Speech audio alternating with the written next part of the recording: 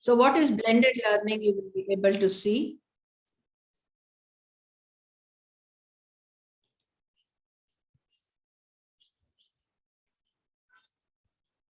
So blended learning, specifically, you're also doing the physical classroom teaching, and also you are providing with the LMS facility. So this is called as blended learning. And in what the research findings from almost 18 to 19 countries, they have identified this blended learning is more effective than just the classroom learning. So that is why so many papers we are able to see using LMS and also physical classroom teaching. So blended learning is more effective comparatively when compared to only the classroom conventional classroom teaching. So the definition of blended learning as provided by the experts is blended learning is another example of LMS in education. Blended learning incorporates conventional, that is the classical classroom education and online learning resources. So this approach is more successful than simple face-to-face teaching, since it enriches classroom experience with additional multimedia resources that can be personalized to suit the students' unique learning needs. Some of them will be fast learners, some of them will be slow learners. So different category of students will be there and learning capacities will be different. Some of them, they require reinforcement, like they will be able to see the lecture once again, 2 times, 3 times, and additional resources or something, animation of a particular process can be shown to them. So that way you will be able to address the different category of students and make the learning experience more comfortable. So blended learning is recommended almost in all, right from say 5th standard to higher education. Blended learning is more recommended. Then in the previous, I have used a word called is SCORM compliant, that is compatible. The files that we are going to load in the LMS should be SCORM compliant. What is the meaning of this? SCORM is shareable content object reference model, is a collection of standard and specifications for web-based electronic educational technology. So our files has to be transferred in the network, and the network transfer should be smooth, and there should not be any hurdle by the student or from the teacher in uploading or accessing by the same file has to be accessed by the student effectively. So that is why it is called as a SCORM compatible file formats we have to use over here. And then there are certain specifications are there.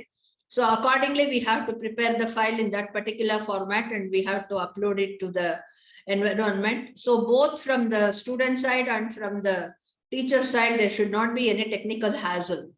So before specifically moving on further to the next lecture, I would I want to show you some of the standard LMS that is used worldwide. The most popular advanced LMS that is used at commercial, this is a commercial software called as the Blackboard. So you can make a note and you can go to the web page and then you can collect the information. So it is a very premium quality LMS pack for a number of years. And the second LMS is called as Schoology. This is also a very standard, almost all the activities that is required in academic institution, we will be able to very specifically perform using this LMS. Then another software is called as the Brightspace.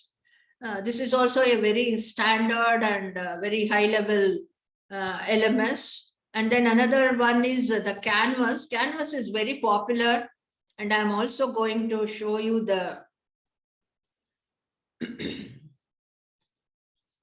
software dashboard. Currently, I'm using Canvas.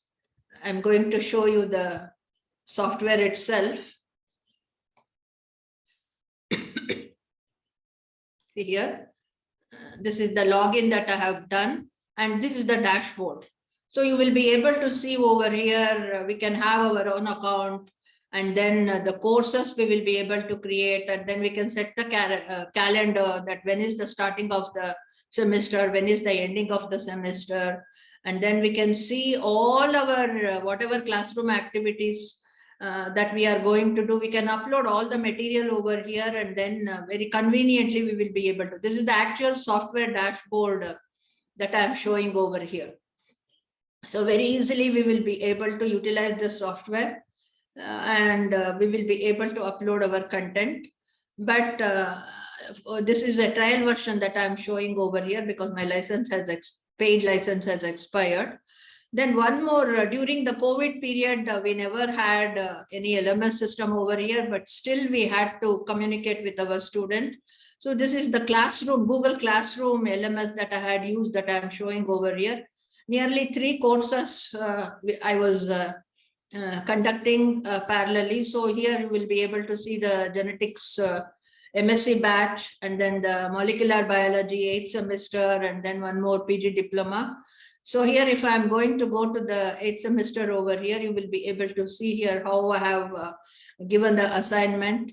So if I'm going to click on this, I'll be able to see here how many of them have posted. So how many of them have submitted. You will be able to get the statistics here. 16 of them have handed in, and 2 have not submitted. And then you will be able to very critically click on the test paper that is uploaded by them. And then we will be able to evaluate here itself. So this is how, see this. The actual manuscript we will be able to online itself.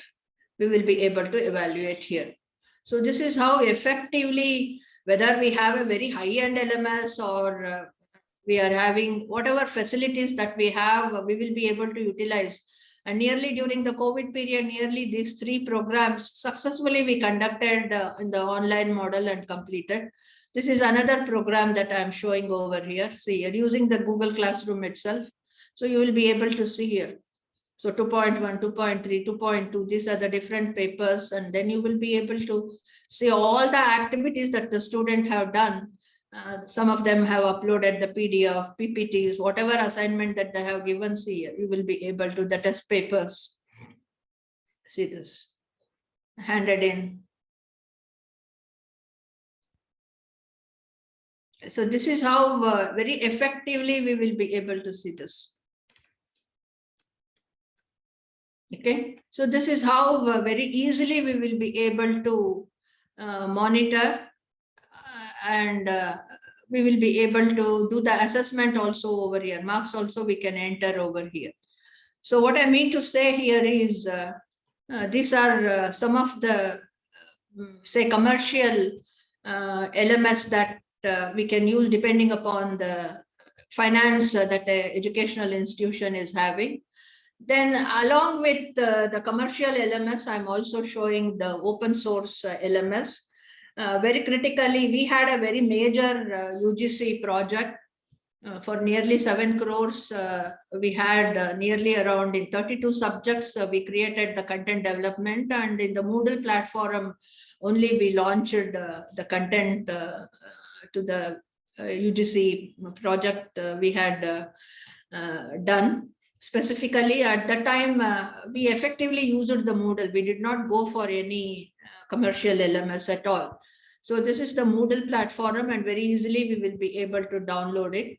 And then another free platform LMS you will be able to use is the Sakai, SAKAI. This is a very good LMS platform. And very effectively, we will be able to reach to the students, and analysis also we will be able to do. And then one more on the WordPress platform, we are having one more LMS called as the Learn Dash. So this is also a very good LMS that we are having. Then the third one is the Lifter LMS. So this is again, see here, custom content, gamification, membership, student profile. Then analytics, we will be able to evaluate, and then simple interface, and then we can various other activities, and also compatible with the mobile devices and the tablet and desktop and laptop. So this is again a very beautiful, and this is again a WP courseware is there.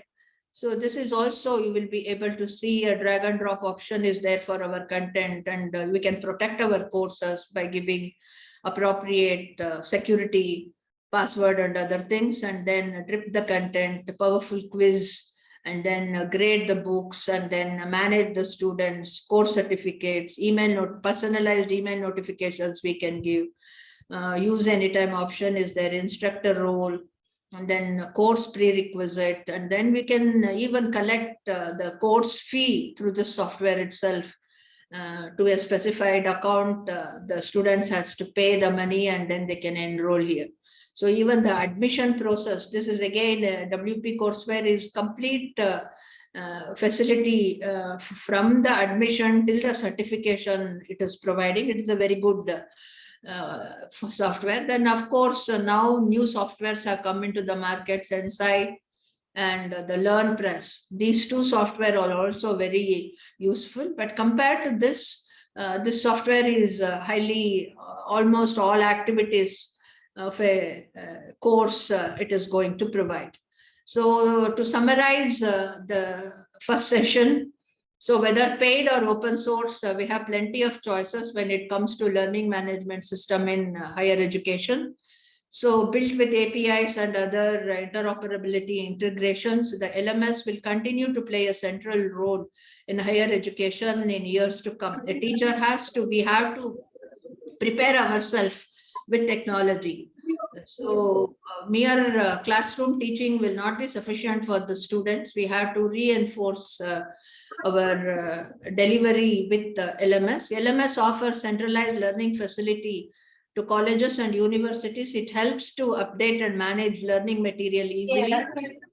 It saves time and money, as we can manage the learning material efficiently from a single platform. Very easily we will manage our course content. And then what is the benefit of LMS over here is it reduces. Hello, somebody please mute your microphone. So reduces the cost of training, unlimited access to learning materials at any period, anywhere, then cuts down the time of onboard training, then maintains unified working standards between collaborators and associates, increases commitment to information, boosts the performance of work and increases the performance of the students, enables increased retention of knowledge. So these are the advantages. So we have to adopt one day or the other. If we have to, how we have adopted from a landline to a mobile phone, we have adopted from an actual physical shopping to a Amazon or Flipkart shopping, we are modified. So similarly, in our teaching also, without having any mental barrier, we have to upgrade ourselves in adopting technology. So this completes whatever I wanted to deliver with respect to the LMS. So to the LMS, we have to create a very standard content. That is, e-content development will be my second part of it. So here I would like to specifically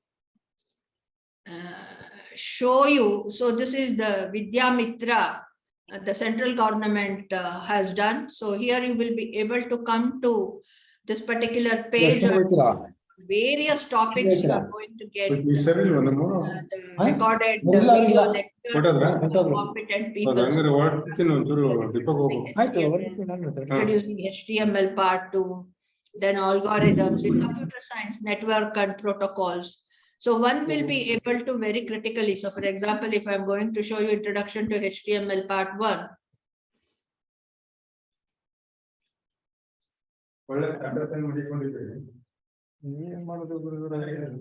please mute your microphone.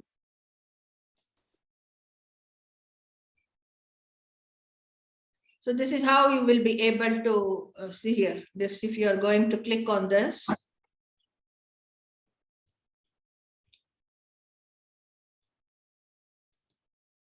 See this, see here. I think all of you are able to see my.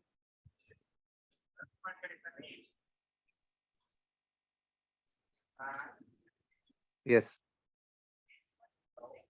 Hello. See this? This is how we will be able to say specifically create content and deliver. This is an effort made by the central government over here. Then one more I would like to show you is from the Massachusetts Institute of Technology, MIT.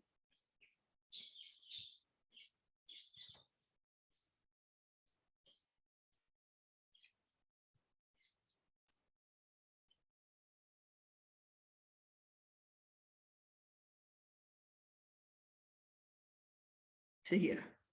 So this is the MIT homepage, open source homepage that I'm showing. See the so many topics. For example, if I'm going to select mathematics here,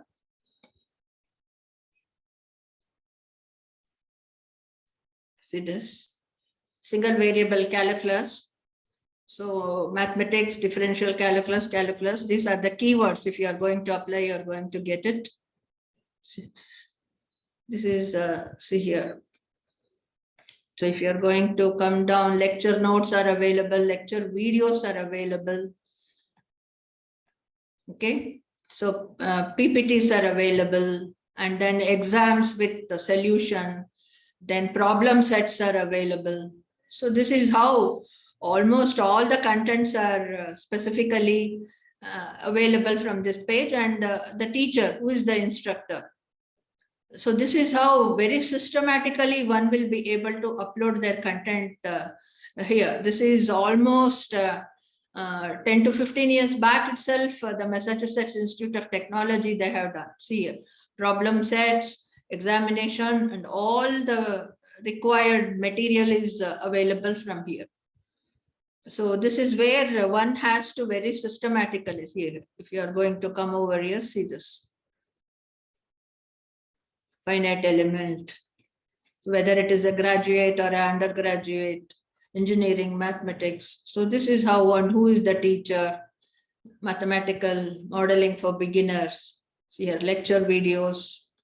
Okay, so this is how complete material that is required for the student is available. Any number of times a student will be able to go through this, and then he will be able to prepare. So along with the classroom teaching, one will be able to see video lectures. See this, I'm going to show you.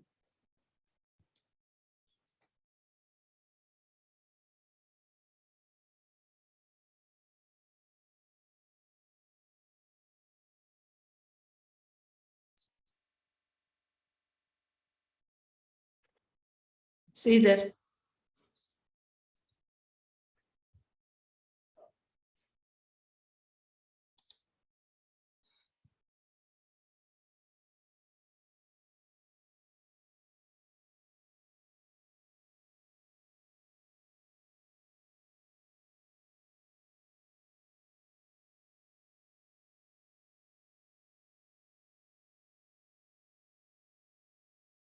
So this is how one will be able to see here. The actual classroom teaching itself is recorded, and they have posted. By chance, for some valid reason, if a student is unable to attend, means no problem. They will be able to specifically go through. It is available in the university official site. They'll be able to log in the course content, and the set of questions for that particular chapter is already posted over there, and they will be able to attend to it. So this is going to become an additional, resource for the student, and they will be able to go through the any number of times according to their convenience, and they will be able to learn. So this is where the LMS is going to play a very critical role. Unlike a student, if he is not attending for some valid reason, if he is unable to attend that particular class, means there is no need that he has to forego that particular topic, right? So this is the benefit of the LMS that we are going to see. Then for this LMS, how are you going to develop the content? In what format the content has to be developed? And what is this concept of e-learning that we are going to see over here? So that is what I'm going to handle in this particular session. So before going to the e-learning, I had to talk few lines about the ICT.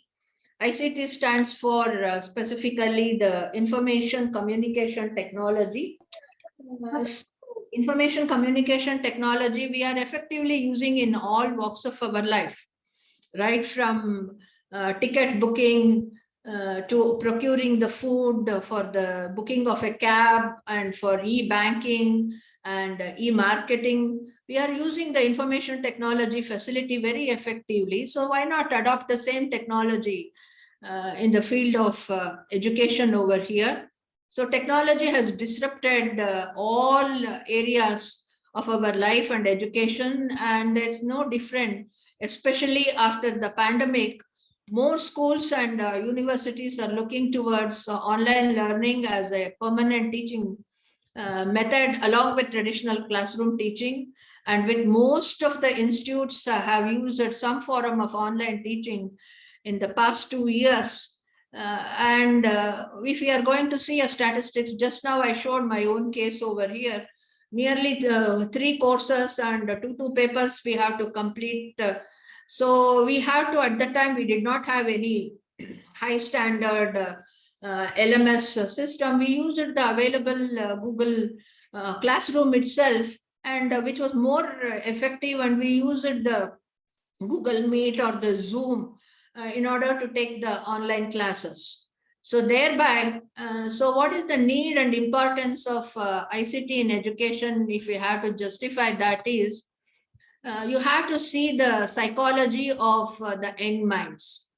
We have to very critically see the psychology of the young minds. That is, for example, if the children are liking only burger and pizza and other things, means if you are going to prepare rasam rice or sambar rice and keep it in a hotel, they are not going to accept it. I'm giving a simple analogy over here. Or upma, if you are going to prepare in your house, they are not going to consume. So what you have to do is you have to use your smartness over there, and you have to prepare in such a way that the child is going to accept what you are going to deliver. So what I mean to say over here is, even in classroom teaching, it is the same. So whatever effort that we are putting in classroom teaching, it should be make the child learn the things. If learning is not happening over there, means how much ever a teacher is going to deliver the content in the class, it will be of no use. So if a child is in the formula or in the language of technology savviness, then why not use the technology savviness itself as a tool, with technology savviness itself as a measure for the delivery of the content. So what is the need? That is why I have given a question over here. What is the need and importance of ICT in education today? So today's classrooms are full of young minds who are technologically conscious. By using a combination of audio-visual learning sources alongside the traditional blackboard resources, institutes can facilitate better learning opportunities for students. So what is the ultimate goal over here? We have to make our younger generation, we have to make our students knowledgeable, whether you use ICT or non-ICT or use only the blackboard facility, whatever may be, or a combination hybrid mode you are going to use. Ultimate result should be the student should be knowledgeable, and he should learn the lessons in a very effective way. So for these children, electronic devices have become a way of life. By using ICT in classroom, children can be eased into education using tools they are already familiar with. So that's the whole idea over here. When somebody is 24/7 addicted to a mobile phone, means deliver the content in that particular device itself, so which will be more effective. So that is the same graphics I have given over here. So and the whole goal over here is a country is going to flourish. A country will become move towards a right direction only when all the citizens of that particular country are educated. So education for everyone, irrespective of caste, creed, or income, and education should be available. So ICT provides the flexibility and availability of learning material to all students. While all resources are available in classrooms, students can access them outside the schools. This especially benefits students who are slow learners or have learning disabilities. Such students can go over the lessons as many times as they need and understand the subjects thoroughly. So this is the goal of the blended learning. So one-time delivery of the content, the child may not be able to understand. So you are going to emphasize, give a, support with the LMS system means he will be able to use the content as many times he wants, and then he will be able to learn the things according to his speed.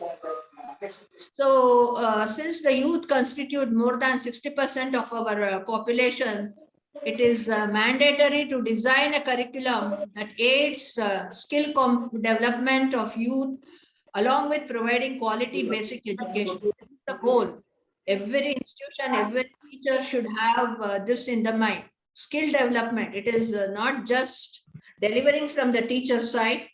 The child should be made knowledgeable. The present government also, the whatever the new national skill development policy and the national education policy that is being implemented in the Karnataka. The goal of that is you have to give the child the skill development. Use ICT or you are not going to use ICT, that is secondary, that is left to the teacher. But on the other hand, using of the ICT is only going to help the child in understanding better. So for that only the concept of e-learning has evolved. So e-learning is a learning system based on a formalized teaching, but with the help of electronic resources. So whatever you are delivering in the physical classroom, you are going to deliver it through the electronic gadgets and networking. Ultimately, it should reach the cross-section of the students, and the students should become knowledgeable. So e-learners can be termed as a network-enabled transfer of skills and knowledge, and the delivery of education is made to a large number of recipients and the same or different time at the same time or different time.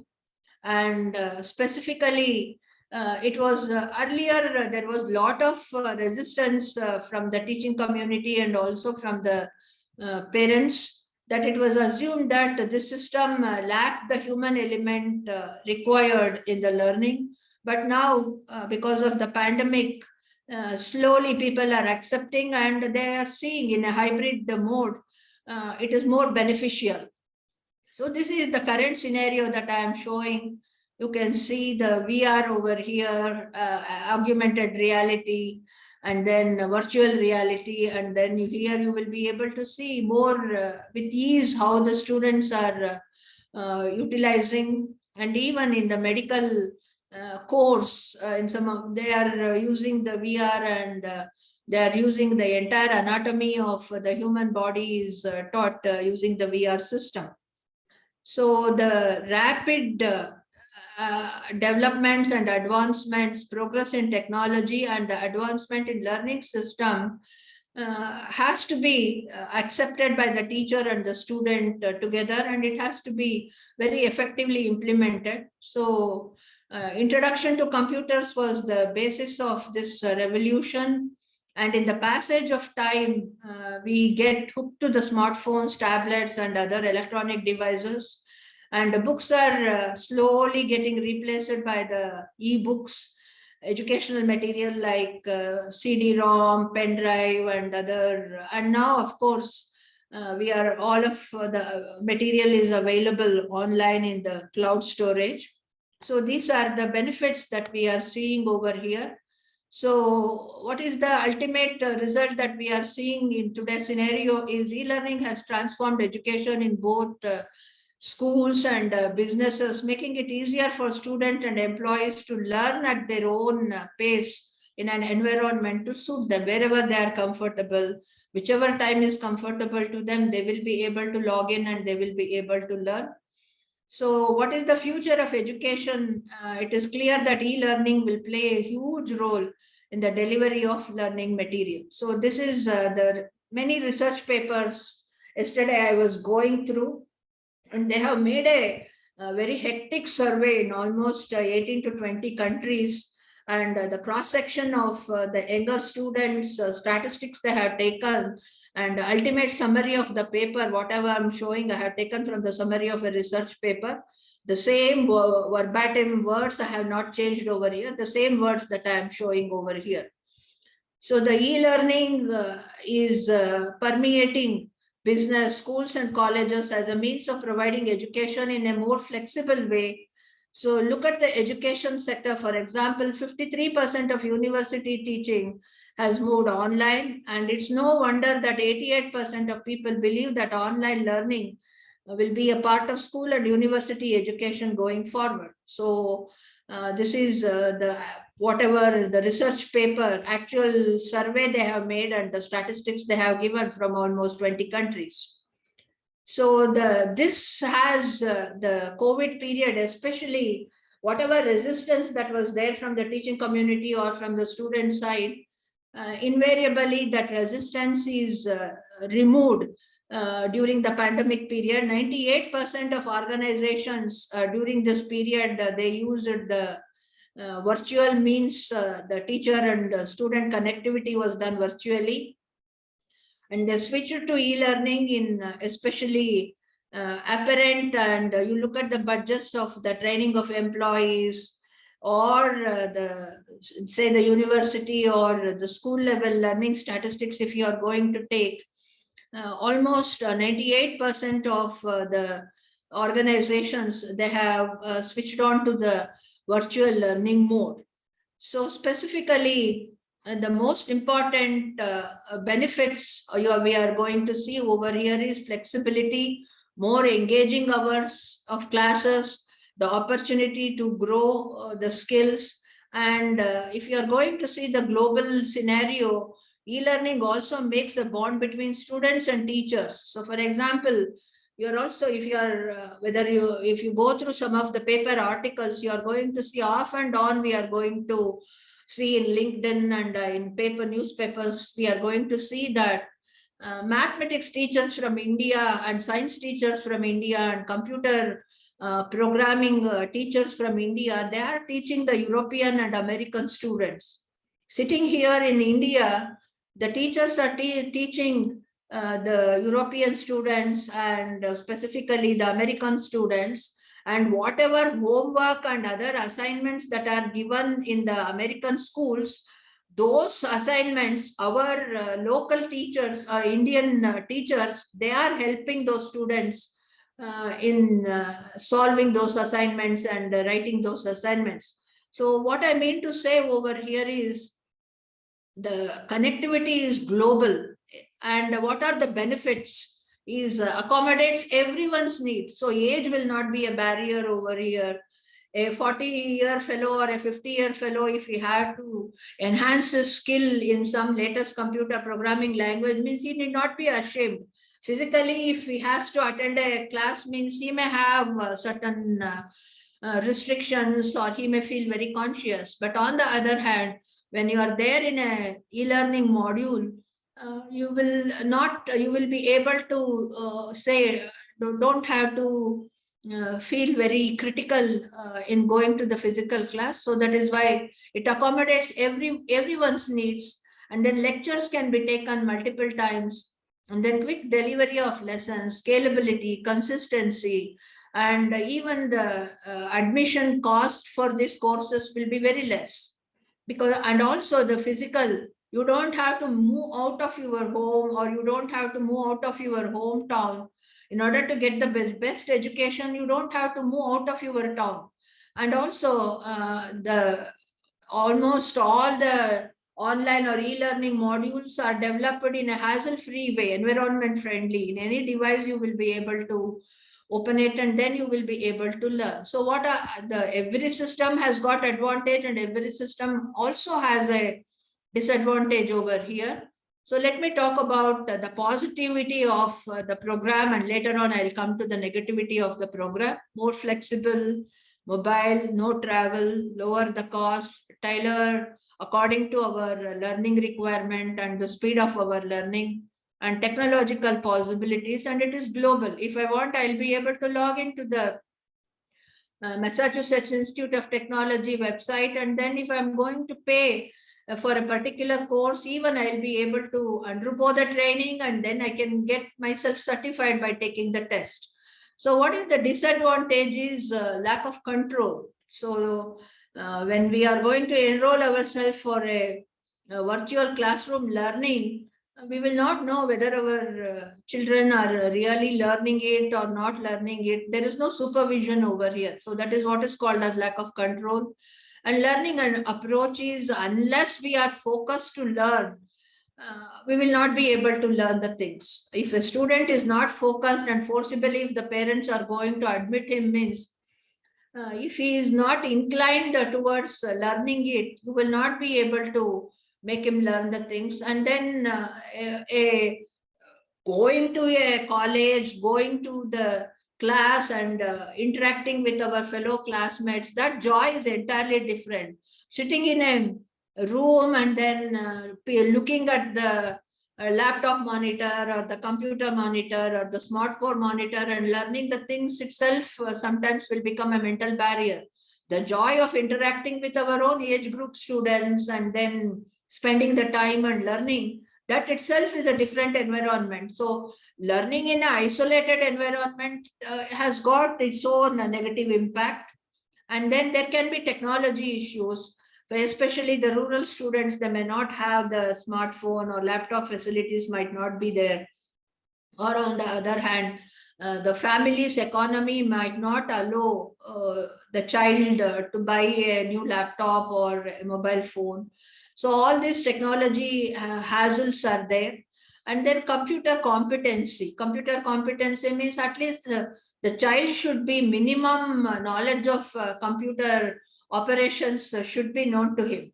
If he is totally new to the environment, network, internet, and how to handle the computer, how to open the file, how to go through that, if all these skills are not there in the child, means then he will not be able to undergo the LMS, or the e-learning facility will not be there. So this is how the psychology of going to a classroom, seeing face to face with the teacher, and then making teacher as a model, a role model, and learning from the teacher in his physical presence and under the teacher supervision, learning is a totally different experience. Nothing in the world will be able to replace. But on the other hand, the best part, as I said, the blended learning, LMS or e-learning can be added as a supplementary material for the student learning if possible. Or on the other hand, wherever the physical classroom environment is not possible, then there is no other option that the e-learning module has to be improved. So specifically, what type of files we will be able to integrate in our e-learning module is, we can use the graphics over here. We can use the text files, doc or PDF files we will be able to use. Or on the other hand, we can also record our voice and give it to the students. Or on the other hand, audio video like recording we will be able to do and deliver. Or we will be able to provide the students with interactive exercises. And assessment is more important. We have to see, we have to evaluate whether a student has understood, how knowledgeable he is in the whatever, so much of effort. It will more number of hours a teacher has to put in the preparation of all this. Very systematically, without any language error, without any standard course content has to be developed, and with the say specifically patent and other things, we cannot use the information that is available in the internet directly, because some of them will have copyright. So we have to, if we are good in drawing, we will be able to draw by ourselves. If we are not good in drawing, then we have to engage a graphic artist to do the drawing for us. and then audio recording and video recording. So this facility should be there for a teacher to record the audio and video. Then again, you have to convert the audio and video in a format wherein it is network compatible. So that is why I have given SCROM compatible. So the audio and video files that are specifically recorded should be compatible, and the student should be able to open it, use the content. So all this technical knowledge, it will become more effort a teacher has to put in preparing the files. And these are the activities, these 6 activities are from the teacher's perspective that I am showing, because all of you are teachers. So thereby, if you have to deliver a content through, say specifically either with LMS or without LMS, whatever may be the way in which we are delivering, it can be the text file, it can be the image integrated file, or it can be audio file, or it can be audio video file, or we have to give them proper assignments, and then test exercises we have to provide them. Then we have to specifically assess them. So these are the activities that a teacher has to do it. And also, when we are communicate with the students, there are different ways in which we will be able to communicate. One is it can be completely online. That is, you are just like how you are going to see, it can be only live lectures. You are going to broadcast a particular time, you are taking a class and using the Zoom or the Google Meet or any other video conferencing tool or software you can use, and you can deliver your lecture. So completely online lectures are also possible. Or on the other hand, mixed live. This I am talking about completely online live lectures. Or on the other hand, you can record and you can upload it to your website. So that is also possible. Or mixed learning is a blend of online and direct communication can be made. Synchronous. Synchronous is what both the direction. The student and the teacher will be able to interact. So it is not just one-sided delivery. Whereas in a online, if it is not a live lecture, means then what is going to happen? It will be only a one-sided delivery. It will not be a synchronous delivery. The communication between the provider is what? The teacher. Receiver is what? The student. Happens directly in, you can use the chat room or video audio conferencing softwares we can use, or whiteboard, network whiteboards are available now. Those apps we can use, and we will be able to interactively interact with the students, and we can do the lecturing how we are doing in a physical classroom. Asynchronous, what is the meaning of asynchronous is you are only passing the information. That is, you are recording your lecture or you are recording your content and you are delivering it either by a web page or by a LMS or by email or by sharing your drive, storage drive. So all this. Or on the other hand, what is going to happen? This comes under the category of self-study. The child, according to his schedule and his requirement. So that is why I have used the word over here. Disadvantage is what is it? Lack of control. So on his own, he should be motivated and he should be able to do the self-study. And then either you can create your own web page, and in that particular web page, you will be able to upload all your content. The student is going to log on to that particular web page, and according to their requirement, they will be able to use it. You can allow the content to be downloaded, or only online they will be able to see it.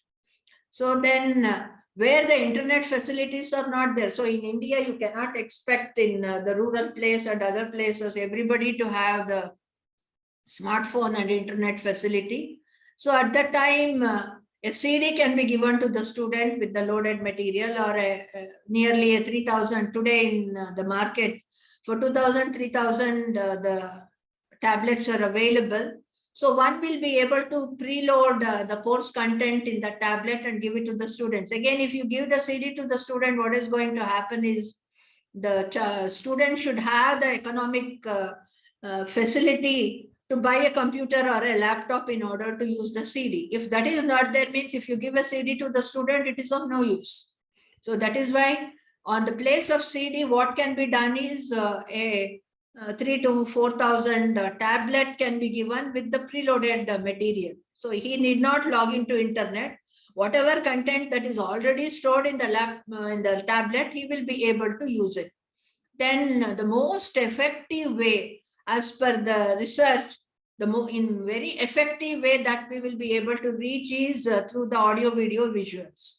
That is going to make a long-term impact. And I am from a scientific animation background, so thereby I'm going to say whatever you are telling, if you are going to show them, you add graphics over there, the 2D or 3D animation and audio and visuals, if you are going to show to them, that will have a long-lasting impact on their mind, and they will be able to remember the concept, and they are able to reproduce and understand the concept. When they are going to understand the concept in a better way, naturally in the examination, they are going to write the answers in clarity. So the audio-visual learning material is found to be, by research, it is found to be more meaningful, and the child will be able to understand and learn the things in a better way. So what is the purpose of e-learning is the idea of e-learning to empower the students to absorb and personal accomplishment basis in specifically in schooling, or to obtain a degree certificate without actually attending the school or university or any other academic institute. So from anywhere, physically he need not come to the classroom, physical classroom, but still outside the classroom, within outside the boundary of the four walls of the classroom, he will be able to upgrade his knowledge. He will be able to specifically learn, and certification is more important. Today, whenever a student is going to apply for a job, is the mere attending the e-courses or taking the e-courses is not going to get him a job. So thereby a black and white certificate is absolutely needed. So certification is also a mandatory part. So in other words, whatever I advocated or what I am talking here, it is specifically the virtual classroom concept. So virtual classroom, literally it has to duplicate the capabilities found in a real classroom. So the LMS, whatever you are using, the LMS or the e-learning content that you are going to develop, you have to really reproduce what exactly you are doing in the classroom. You have to do all the activities in a virtual environment. Only difference is you are doing it in computer. What you are doing in the physical environment, you are doing all those activities, you are doing using the computer. So that is where the word E is going to come. Learning is in the physical activity that is done in a college or in a school or in a university. The word E, when you are going to add, E stands for electronic learning. So specifically, there are nearly more than 24 commercial companies that have come forward with virtual classroom software. That is what I showed, the different LMS softwares. Nearly more than 20 to 25 commercial softwares are available in the market. They provide all these capabilities in a single software package. So very specifically, you will be able to do all those activities in the LMS software package. So one will be able to use, not necessary that we must have several lakh software package. So even without the LMS, by using a simple free tools that are available on the internet, we will be able to do it. So just now I showed, I used the Google Meet itself, I used the Zoom, I used the Google Classroom itself in order to evaluate and deliver my notes and content to the students. So that way we will be able to very effectively, we will be able to use the audio conferencing can be implemented by computer connected to any simple internet, and various types of internet facilities we will be able to use, or smartphone itself we will be able to use in today's scenario. And then we will be able to connect to the students, and then either if not video, data transfer is not happening, means we can have a conference call, audio conference call we can have, and we will be able to deliver the content. If the bandwidth is higher and all of them are able to log in to a video conferencing software, then good, we will be able to face, we will be able to see, and then we can do the online video conferencing content delivery we will be able to make. So specifically, we can use a webcam or special cameras we will be able to use, and we can deliver, or a simple computer connect to the internet with a webcam. A webcam hardly it is going to cost right from 800 rupees to 3,000 to 4,000 rupees. So different pixel quality web cameras are available in the market, and we can use the digital camera, and accordingly we will be able to deliver the content. So basically, e-learning is we have to deliver information and learning resources, and it has to be an interactive communication, basically to train and educate the students. So specifically, the synchronous learning is more meaningful than the asynchronous learning. So in a physical classroom, a student has to interact. If he is unable to understand something, means he should get back to the teacher immediately. So it should not be only a one-sided delivery is of no use. Just like how in a physical classroom environment, how we are interacting with the students, and the moment if a student is having any question or any confusion and clarity in understanding, if it is not there, or after the class he will come and meet and ask for a explanation, or during the class hour itself is going to raise a question, right? So that is what is called as synchronous learning. It shouldn't be a one-sided delivery. So similarly, when we are delivering the things online, it should be totally a synchronous learning, it should be there. So that is where the role of LMS is going to come. So for all this, I discussed about the learning management system. I discussed about the e-learning module. Now I'm coming to how do you prepare the files? In what format you have to prepare e-content? So as teachers, we know that before going to a physical classroom, we are going to prepare, and we are going to prepare the notes, and then we are going to equip ourselves with the topic that we have to deliver in that hour to the students, and then only we enter the classroom. But here, when we are going to come to the e-content, we have to be little much more work a teacher has to put in, as I showed over here, that if you are going to see this particular flow chart, we have to decide whether I am giving only the text notes, or whether I am integrating images into my text notes, or whether I am integrating my audio into the text notes, or whether I am integrating my actual lecture or any of the animation, 2D or 3D animation into my notes. So this we have to decide, and that is where we have to prepare our e-content in a standard way. So e-content augments the learning experience by deploying various media. That is why it is called as multimedia. You are using text files over here, and then you are using the graphics over here, you are using animation here, you are using audio here, you are using video here.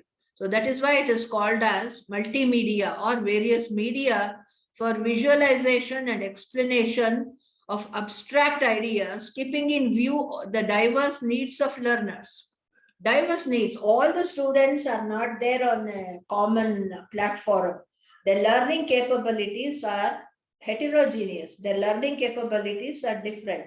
So we have to, as a teacher, we have to address to the different capacities of different students. Some of them will be quick learners, some of them will be slow learners, some of them will be below average learners. So at that time, we have to, teacher has to cater to the, keeping in mind the diverse needs of the learners. Now, use of e-content has become an essential component of the teaching and learning process. So you will be able to see that if something is not understood, immediately they're going to Google that particular word and they're going to search for a meaning for that particular word. Or if they want some information, they will log into Wikipedia. Or if they want some information, they'll be able to go to the Britannica. Or if they want some explanation or live explanation, if they need, the YouTube channel is there, which is going to provide almost information on all aspects. So specifically, in today's scenario, the electronic content is also called as a digital content. So wherein you will be able to, very specifically, the whole idea over here is the student should be able to access the content via internet by logging on to the LMS or to the Google Classroom or by any other method. The student should be able to, the content developed by the teacher should be accessible, should be reachable to the student, and he should be able to utilize it. So this is where specifically the ICT facilities that we are using, and specifically it can be web-based learning, online learning, distance learning, or specifically whatever may be the method that you are using over here, education from anywhere, anytime, and in any mode.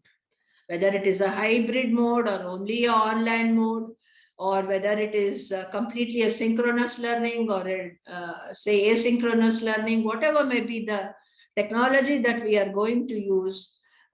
So here I'm showing you, I'm advocating, just like how we are using a blackboard in the classroom, in the computer also we are having certain network whiteboards are there.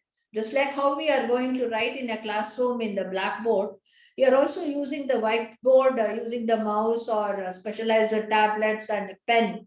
For example, Apple is going to come with a pen over there, just like how we are going to write on the whiteboard, or vacuum tablets are available, which is much cheaper. For 3,000 to 4,000 itself, we are going to get a vacuum graphic tablets. Just like how we are going to, by installing the whiteboard software over there and logging to the internet, and some of the LMS, they are providing a inbuilt whiteboard itself. So literally we will be able to write what we are writing in a physical classroom on the blackboard, we will be able to write it on the whiteboard. So here in this particular slide, I am giving what are the different types of files we have to handle in order to create the e-content. The first one is specifically the text file. So the text file is a very common file. This you can give it as a Word file, or you can transfer it to the students as a PDF. If you are going to transfer it as a Word file, means it is again editable. So better that we give the notes in a PDF format so that the student need not disturb the content of that particular file. So thereby a text file in a PDF format is a standard way where a teacher will be able to transfer the notes to the students. Then you will be able to use the images. You can capture an image in a camera, or you can draw using a graphic software, one will be able to draw. Put together, it is called as a visual graphic. And that you can integrate in order to make the student understand using color, depending upon to what age and what topic you are teaching, whether if it is a science or a arts or a commerce or whatever is the subject that you are teaching. Accordingly, the color combinations can be used, and it can be integrated very easily with the text. And the text files we will be able to give in the, specifically the load on the internet should not be there. So that is why you have to say specifically zip it. You can, using the WinZip or WinRR, one will be able to compress the content, and then we will be able to deliver it. And you know, all age groups are specifically addicted to the game.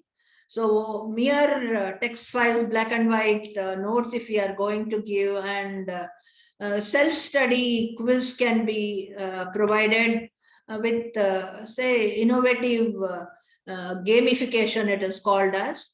So thereby the quiz and other questions, practice questions can be given in the form of a game.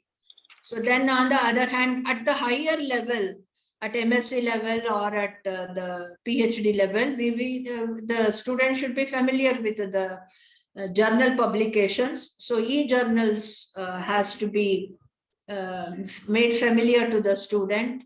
And then in the field, there are so many databases, especially in my domain, bioinformatics. If I'm going to, nearly around 600 to 700 databases are there in the field of molecular biology. So the student should be very familiar with the databases, and the presentation in the form of PPT or slides or PDF files or any other web pages. So different types of presentation styles can be used over here by integrating all these things.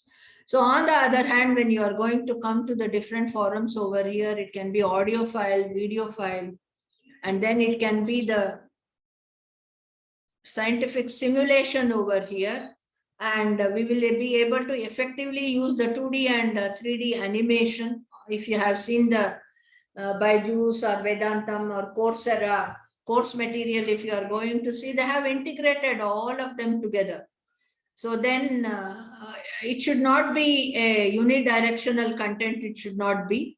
It should be interactive. In order to make the students more interesting, better to give them the interactive material over there. And as reference material, we have to provide the standard e-books an institution can purchase.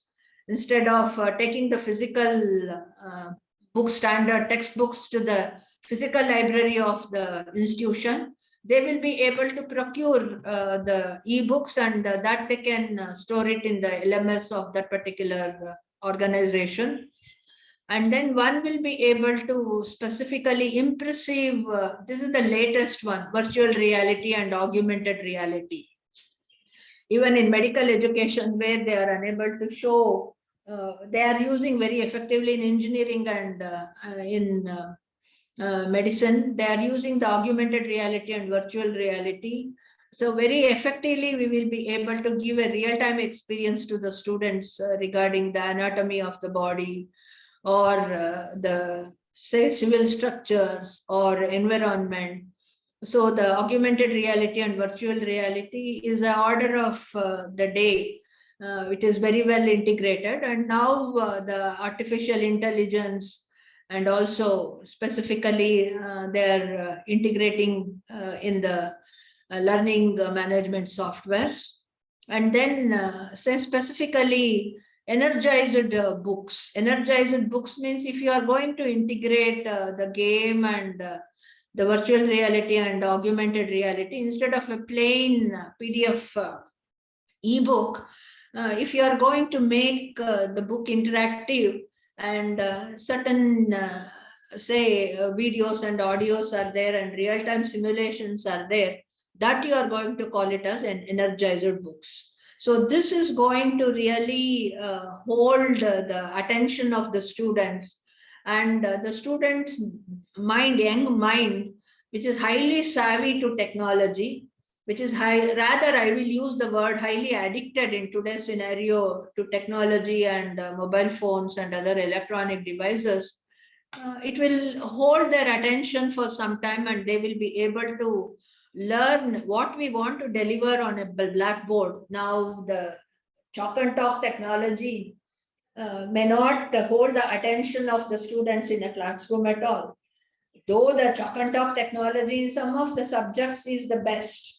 But on the other hand, we have to see the pulse of the students, and we have to see the psychology, study the psychology of the students. If they are there on a different level, if they are there on a different platform, there is no point in doing the good old practice of blackboard teaching. So ultimately, it becomes the responsibility of the teacher. We have to upgrade ourselves to the latest technology, And it is better that we deliver the content in the required platform. So that is my message. So specifically, whatever the file formats that I showed, e-content is any form of learning material available digitally. So all these files, there should not be any technical problem in format. There should not be, that is why in one word I said that SCORM format.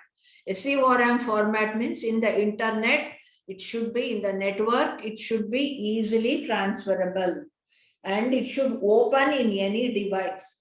In uploading to the network, the teacher should not have any technical problem. In accessing the file, the student should not have any problem. Both the stakeholders, the teacher and the student. A teacher should not spend too much of time in breaking his head in formatting or the file format management. He should not be troubled. Otherwise, what is going to happen? Every time you have to approach a computer science fellow and you have to get the format changed, it becomes a hassle. And every time a teacher, as it is, of course, if he's a aided college, if he's there in a aided post, his salary will be good. But on the other hand, if he has to spend in the preparation of the lesson and in the preparation of the course content, if he has to spend from his pocket every time, means I think no teacher will come forward in the development of the e-content. So the teacher with the available knowledge, a teacher might be technically savvy, or in sometimes we are also seeing a cross section of teachers. Some of them are technically savvy, some of them are not technically savvy. So at the time, whether they are technically savvy or not technically savvy, they should be able to handle the content, and at least minimum text and graphics or text, audio or video or recording of their lecture using a simple smartphone itself. They will be able to use and record the lecture. You have in your mobile phones, you are seeing some of the videos where during the pandemic period, a teacher did not have any facility at home, a degree class teacher somewhere in, if I remember, in North India. She had used the hanger that is available at home in order to fix the smartphone, and she has fixed a white sheet on the paper, and that she was writing, and she was reaching out to the students during that particular period. So thereby, whether you have the technical facility, whether you are not having the technical facility, or knowledge whether you are having or not, ultimately with very minimum effort, the teacher should be able to develop the e-content in a very standard way and should be able to upload it. So that is the whole idea over here. So this is given by, since I was there in a very large project advocated, sanctioned by the UGC. So UGC had given certain guidelines for us for the preparation of the content. So the same guideline I am showing over here. Analysis, you have to do a lot of R&D on the content, and then the R&D of the content has to be done, and we must have a storyboard. That is what will be, how I am going to present my content to the students. So according to the storyboard, that is a plan we have to develop, that is called as the designing over here. So analysis, develop, and then only design, and then you have to develop. And then comes the implementation and evaluate it. At every level, you evaluate it, whether it is correct or not, or whether it can be improved in any way, or whether the design can be improved in any way. For example, you are going to present it in a particular way in this particular semester. 50% of the students of the class, they could not follow the design or in the format that is given to the students. So at that time we have to evaluate, and in the next cycle we have to change the design. So that's the whole idea over here. See the bidirectional arrows over here. This is a clear guidance given from the UGC. So that is what I'm showing over here. So analysis has to be done before you start any course material, e-content development you are going to do. You have to do the analysis, And then you have to do a very clear design should be there, how you are going to develop your course content. A blueprint should be there, in other words, just like before building a house, how we are going to have a working plan we are going to have, no? So that is called a design. So we must have a clear plan of how we are going to execute. So based on that blueprint, we have to develop. Then after developing it, again evaluation, and then only when it passes evaluation, we have to implement it. So this is the circle that has to be followed. And again, in the evaluation, if something goes wrong, means again we have to come to the first step, that is the R&D. So specifically, you will be able to see over here the most appropriate media we have to select over here, and thereby whether we are releasing it in a web format, or whether you are using a LMS and we are releasing it, or whether a teacher is launching his own website, and in this website is he posting the things. Or in today's scenario, you can post your content either in Instagram or in the Facebook account also. So these are totally non-professional way of doing the things. The best professional way is delivering the content through the LMS platform. So many platforms are available. Or on the other hand, all of us are having a Google email account. Using the Google email account itself, we will be able to log into the Google Classroom, and there itself we will be able to upload all our content over there. And then we will be able to do, or otherwise we can, for the evaluation, we can create the Google forum we can use, and then using the Google forum, we will be able to create the content. So whatever I showed here, analysis, design, develop, and implement. Here I am showing the same thing I have expanded over here as per the guidelines of the UGC over here. You can see over here the most important guideline to follow where conceiving any piece of content or sequenced packages, say never lose the sight of the final training distribution of the students. So this is the guideline that the UGC have given us. So it is specifically the first step of developing any course content for e-learning purposes. You should be able to analyze the learning content profile of the people you are targeting. Who is your target audience? What is their age? What is their capacity? What is their learning level? So this very critically we have to do a analysis, and the objective of learning. What is the objective of learning? So that has to be very clearly identified, and analysis plays a very critical role. Then only we will be able to so same thing I have given. Issue to be considered, consider your audience, who are your learners, how comfortable are they working with computers? So are they teaching or first-time users, or are they techies, or specifically what is their background? Are they computer savvy, or for the first time are they using the computers? And then this will affect the level of interactivity you incorporate into the teaching plan. So this analysis has to be made strictly, further breakdown of the analysis. So this is the most important. In another 5 minutes, I'll be completing. So specifically, you will be able to see here, this is the table that they had given. So it is available online. You can go through that in case if you are planning. Need for analysis, and then context analysis, and then you will be able to see the design. So this phase includes instructional strategy, design, visual design, technical design, prototype testing. You must very critically see what facilities you are having. You should not be overburden a teacher or a third party help. Always a teacher need not take. So whatever facility that is available and whatever skill level a teacher is having, accordingly using those facilities, one will be able to create, then develop. develop the course content, and then implement it, and then take a feedback from the students. If there is any lacunae or error, then you have to evaluate, and you have to, this is where evaluation. So you have to evaluate, student evaluation is also there, and the standard of the course content that is given, that evaluation is also there. So evaluation, we have to take it in 2 dimension over here.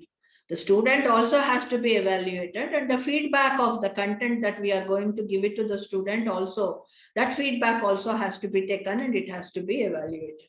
So what are the, whatever I showed in the earlier, so text can be used in different PDF, and then in the doc format and various other RTF format. So all, as far as possible, the virus free format we have to use and deliver the content. So image and graphics, audio files, video files, and then spreadsheet, Excel files we can use in order to give the numerical data.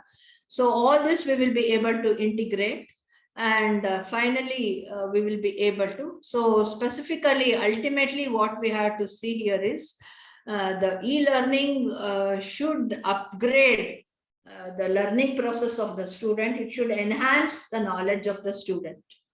So it should act like a promoter for the student to learn in a more comfortable and in a better understanding. It should provide to the student. With this, I conclude. Thank you. Any questions you can ask?